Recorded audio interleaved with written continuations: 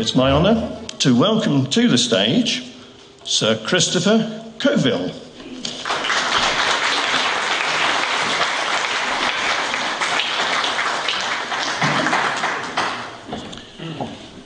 Well, good afternoon, everybody. I'm told it's no longer PC to say ladies and gentlemen, so I have to get away with just saying everyone.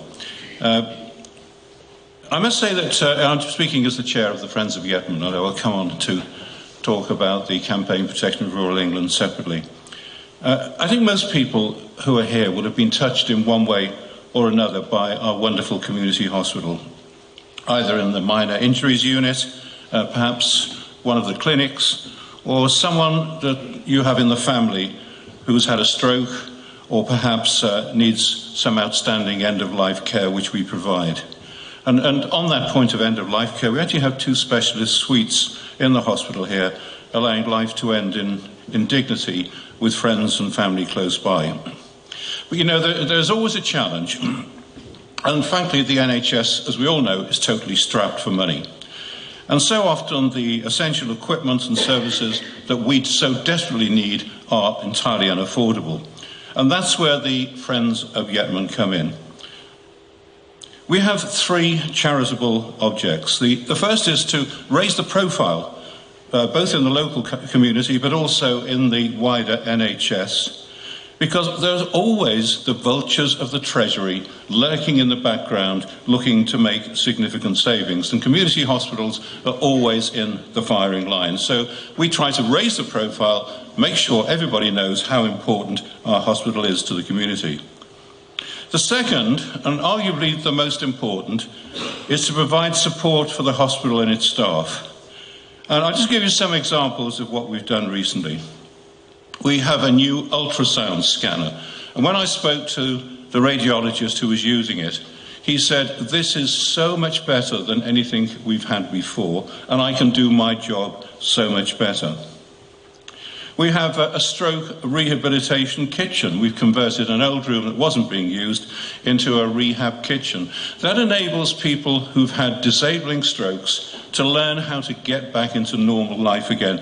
Simple things like boiling a kettle, putting an egg on, doing some baked beans, but very simple things, but getting people back into normal way of life. We've upgraded some rooms into new consultation rooms. We have a new reception area. For those of you who've been in the old one, it's a little bit dated, isn't it? And we've actually got a new reception area that's going in the very near future.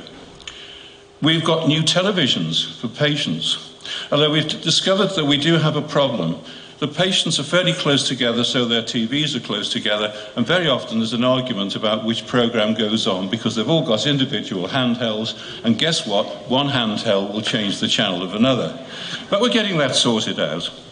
And we're also funding, and this is an innovation, fairly recent, where actually we've got a part of money that was given to us very recently by a lady who said she wanted the interest on it used for training courses for our staff.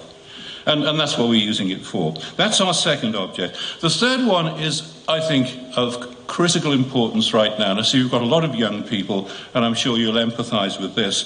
And that is what we call our outreach programme, focusing on the health of the wider community. And for example, we've given a grant recently to the Griffin School for a health and wellbeing centre.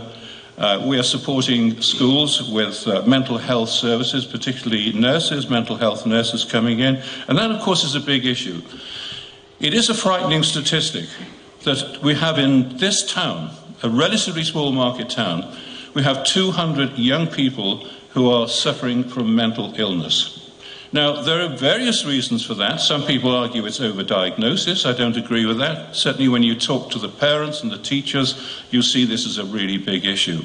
They won't go to school, or they find it difficult to go to school, and they sometimes won't even come out of their bedrooms. What's caused it? Well, the pandemic, of course, and social media. I think they are the 2 things that have contributed towards this almost epidemic of mental health. But we're doing everything we can with the fair amount of money that we have available at the moment to provide assistance to young people. We support the Rendezvous Club, for example. And the Rendezvous is here in the town for those young people who just want a quiet space and come and, or indeed get some positive practical health. So we are doing an enormous amount in the local community, the Friends. So none of this could be achieved, of course, without support, and it's always a bit of a challenge running a charity, and many of you will know that. But we're very fortunate here in this town that people are extremely generous. We now have a 5-year capital works programme plan, which we've agreed with the NHS, which will see us out for the next few years and actually guarantees that things will happen on time, which, as I'm sure you'll all understand, is quite unusual in the NHS. Right, you're thinking, how can I help? Well, there are several ways you can help. The obvious one is to come along and join as one of our friends. You can go onto our website or drop into the reception in the hospital, but the website will show you how to do that. And of course, if anyone feels that they could contribute, please do so. Now, I just want to very briefly mention the campaign for the protection of rural England. And I'm here largely as the chair of the Friends of Yeatman. But we are under attack now. It's not just the new government, although that's part of it, but this determination to build up to 5 million new houses in the future is going to affect all of us who live in the rural communities, because we're the ones who are going to have to carry the burden of that. We, at the moment, have a plan for 1,500 new houses to the west of the town.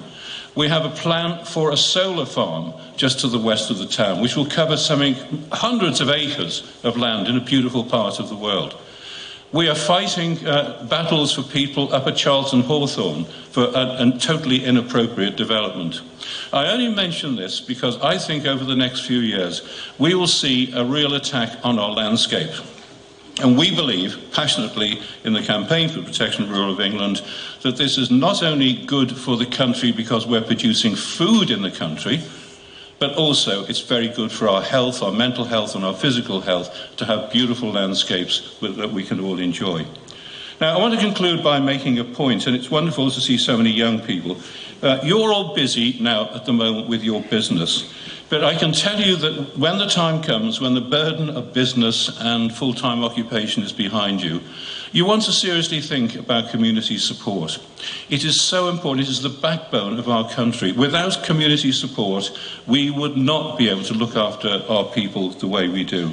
So when the time comes, please think seriously about volunteering or leading somewhere in the third sector of community support. Thank you very much.